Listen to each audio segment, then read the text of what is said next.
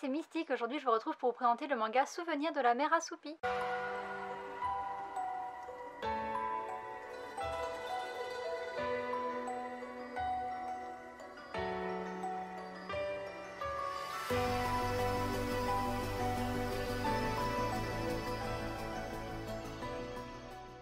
Je vous retrouve aujourd'hui pour vous présenter avec beaucoup de retard. Je vous ai prévenu, il va falloir vous y habituer. J'ai beaucoup de retard et donc du coup, tant que je n'ai pas rattrapé mon retard, et ben toutes les vidéos, ça va être des vidéos qui sont en retard. Et donc là, je vais vous parler de mon chouchou couverture du mois de décembre que j'aurais dû présenter en mars et on est déjà en avril. Donc normalement, ce mois-ci, si je suis à l'heure, il va y avoir 2 chouchous couvertures. En décembre, la couverture qui avait le plus attiré mon attention, c'était celle de Souvenir de la mer assoupie. Et comme c'est un one-shot et que la vidéo aurait été très courte si je vous parlais seulement d'un one-shot, et ben j'ai décidé de vous parler de Tohubohu qui est aussi un one-shot du même auteur. Les deux sont des seinen publiés chez IMHO. La première série à être sortie, c'est Tohubohu, c'est sorti en 2012 en France et en 2011 au Japon. Et la deuxième série, c'est Souvenir de la mer assoupie, ça a été publié en 2013 au Japon et en 2018 en France. C'est dessiné et scénarisé par Shinya Komatsu qui a fait d'autres publications au Japon, notamment pour le magazine AX, qui est un magazine d'auteurs indépendants, et donc ces séries ont été publiées dans ce magazine. Et il y a une anthologie de ce magazine qui est sortie en France qui s'appelle AX Anthologie. Je crois que c'est aussi publié chez IMHO. Et c'est tout ce qu'il y a de publié en France. Je crois que l'auteur a sorti un troisième manga qui ressemble aux deux que je vais vous présenter aujourd'hui au Japon en 2015, mais il n'est pas sorti en France et du coup je ne saurais pas vous dire le titre parce que le titre que j'ai trouvé était en japonais et je ne lis pas les caractères japonais. Le tome de Tohubohu est entièrement en noir et blanc ou en couleur et blanc, donc soit bleu et blanc, soit vert et blanc, mais les dessins ne sont pas colorés, en fait c'est juste les traits qui changent parfois de couleur, et le tome est uniquement trouvable en occasion il me semble. Moi je l'ai trouvé qu'en occasion et je l'ai vu nulle part neuf, donc je pense qu'il est uniquement en occasion. Le tome de Souvenir de la mer assoupie lui est entièrement en couleur et du coup il coûte un peu plus cher, il coûte 14 € et il est très fin, donc ça fait un petit peu cher. Je comprendrais que certains soient rebutés par le prix, mais on paye la couleur et aussi on paye le fait que IMHO ça soit une petite maison d'édition, donc voilà, et c'est tout ce que je vous dirais pour les informations sur les tomes. Pour la présentation, je vais commencer par mon chouchou couverture et donc Souvenir de la mer assoupie qui nous raconte l'histoire de Lisa, une petite fille qui habite une ville étrange qui s'appelle Cap Verdredi. C'est une petite ville paisible qui fait beaucoup penser aux villes grecques. Le ciel et la mer sont très bleus, les maisons sont toutes blanches et elles sont nichées sur une colline, vraiment on se croirait en Grèce. Et c'est sur la plage de cette petite ville que Lisa va trouver un jour un violon exceptionnel entièrement transparent. Il a été ramené par la marée et Lisa va le prendre et va essayer d'en jouer. Elle va beaucoup s'entraîner, mais malgré tous ses efforts, elle va pas réussir à en tirer vraiment de beaux sons. Mais si elle n'arrive pas à en jouer, et grâce à ce violon, elle va vivre de grandes aventures. Je ne vais pas vous en raconter beaucoup plus, sinon je vais vous raconter toute l'histoire et ça serait quand même dommage, mais ce que vous avez besoin de savoir, c'est que ce manga il est divisé en 2 parties.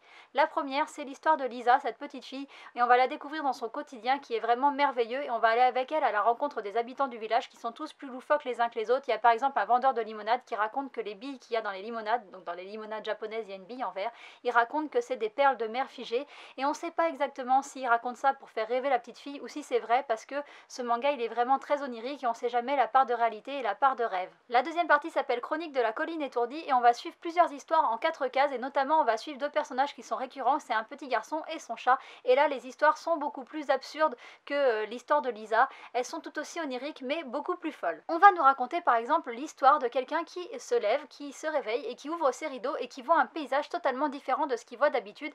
Il va décider d'ouvrir la fenêtre et là, surprise, le paysage est redevenu celui qu'il connaît, et la conclusion qui va se faire dans sa tête, au lieu de se dire peut-être que j'ai rêvé, et ben non, pour cette personne c'est sa fenêtre qui était encore en train de rêver et donc il a vu le rêve de sa fenêtre.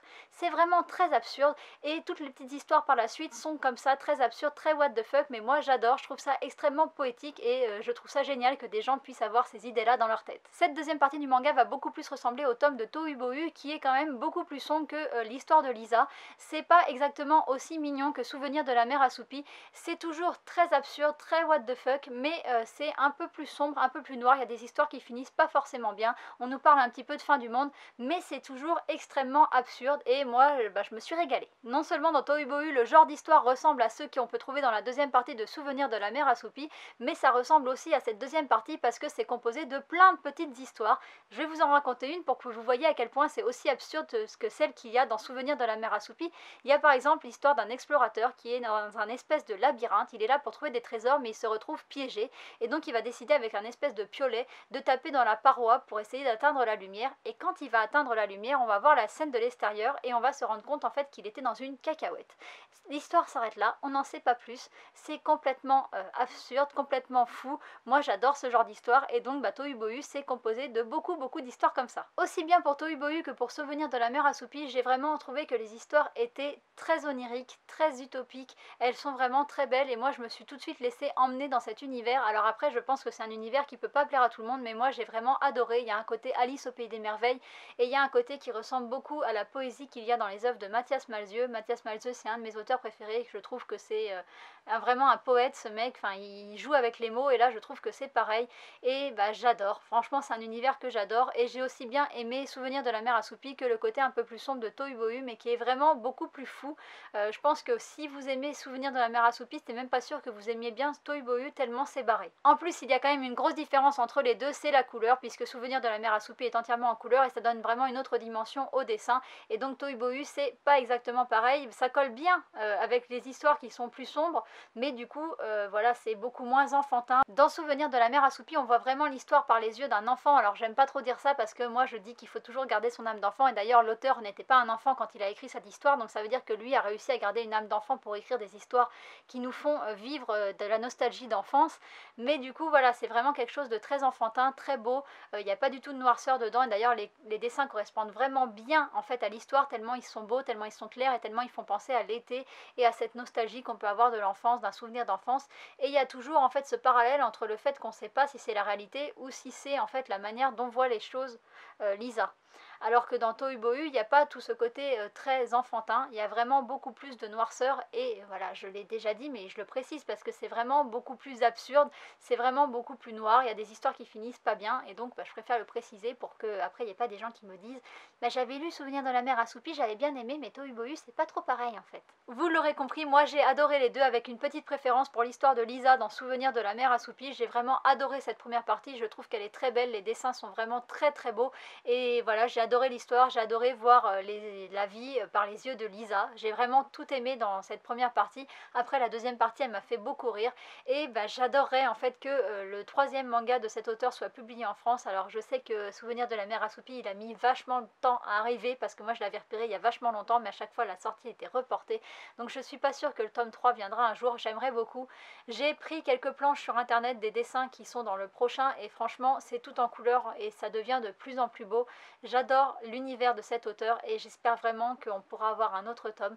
Je regarderai si je retourne au Japon s'il y est parce que franchement j'ai adoré et voilà je peux que vous le recommander. Donc j'ai pas du tout été déçue de ce chouchou couverture, l'intérieur est tout aussi beau, je vous le recommande fortement et j'arrête là ma vidéo parce que je ne fais que de me répéter et donc ça sert à rien.